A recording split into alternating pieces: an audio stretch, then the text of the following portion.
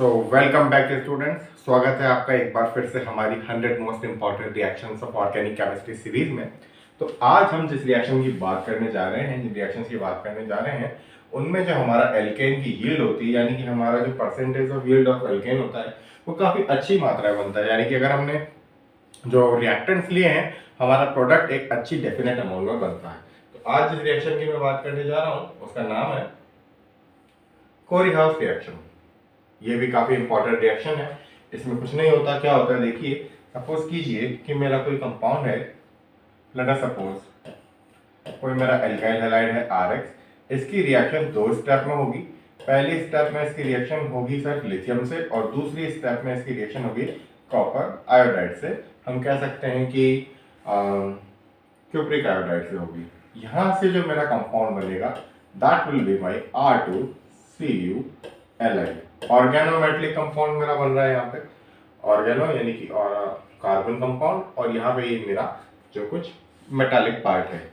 इस particular compound को, कौन से कंपाउंड को सर, इस पर्टिकुलर कंपाउंड को हम लोग क्या नाम देते हैं, गिलमैन रिएजेंट।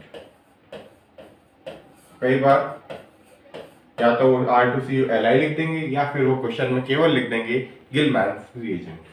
इससे रिएक्शन करवाने के बाद जब वापस इसकी R2CuLi की रिएक्शन होगी, किससे होगी सर, किसी R' से। यहाँ पे R' मेरा कोई एल्काइल या फिनाइल ग्रुप हो सकता है, उसकी विशेषता भी मैं आपको बताऊंगा। तो मुझे मेरा जो कंपाउंड मिल जाएगा वो मिल जाएगा R', यानी कि मेरा एक एल्केन बन गया। अगर R' है तो एसिमेट्रिक एल्केन हुआ, अगर R होगा तो सिमेट्रिक एल्केन हो जाएगा। मैकेनिज्म देखने का प्रयास करते हैं, मैकेनिज्म इसका कैसे होगा, चलिए देखते हैं। जो फर्स्ट स्टेप होगी, फर्स्ट स्टेप में मेरा क्या कंपाउंड बन जाएगा, R2CuLi, ठीक है। इसके साथ जब मेरा R'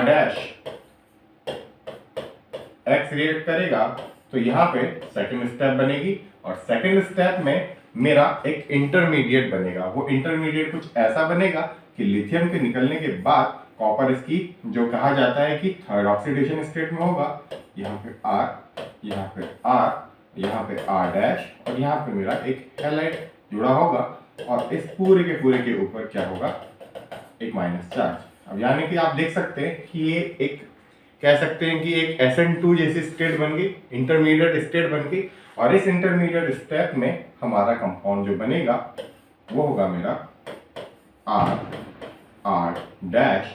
प्लस उसके बाद CuR, ठीक है, कॉपर R, और X जो है वो मेरा निकल जाएगा यहाँ से। और इसकी जो ऑक्सीडेशन स्टेट होती है वो चेंज होती है 1 में, और यहाँ इसकी ऑक्सीडेशन स्टेट होती है 3। हम कह सकते हैं कि यहाँ पे जो मेरा इंटरमीडिएट बन रहा है, तो क्या मेरा R' जो है वो अगर स्टेरिकली हिंडर्ड होगा, यानी कि बड़ा होगा साइज में, तो क्या ये रिएक्शन हो पाएगी? नहीं sir.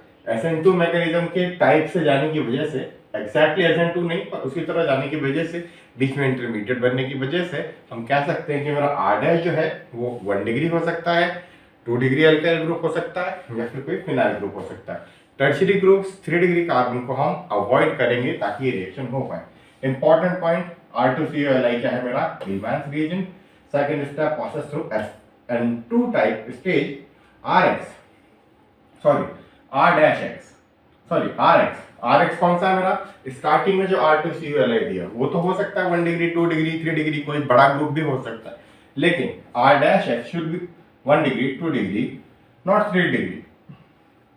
Also could be phenyl group, ठीक है। फंडा क्या है, सिमेट्रिक और एसिमेट्रिक जो मेरा एल्केन होगा वो काफी अच्छे यील्ड में, यानी कि प्रचुर मात्रा में बनेगा। तो this was my Corey House synthesis for the preparation of symmetric और एसिमेट्रिक एल्केन। आप देख सकते हैं और नोट भी कर सकते हैं। Thank you so much.